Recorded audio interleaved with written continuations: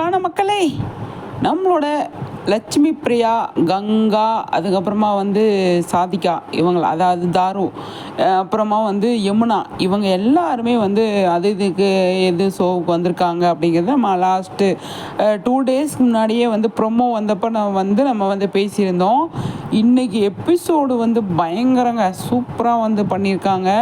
அவ்வளோ ஃபன்னு, அவ்வளோ ஜாலியாக வந்து அவங்க வந்து அதை எடுத்துகிட்டு போயிருக்காங்க.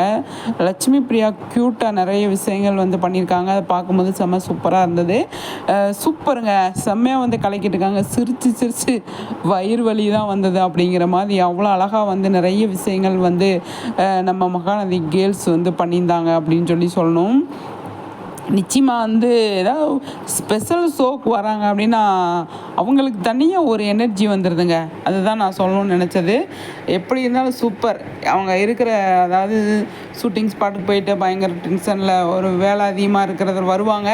வந்து இந்த மாதிரி ஒரு ஸ்பெஷல் ஷோக்கெலாம் வர்றது நல்ல விஷயந்தான்.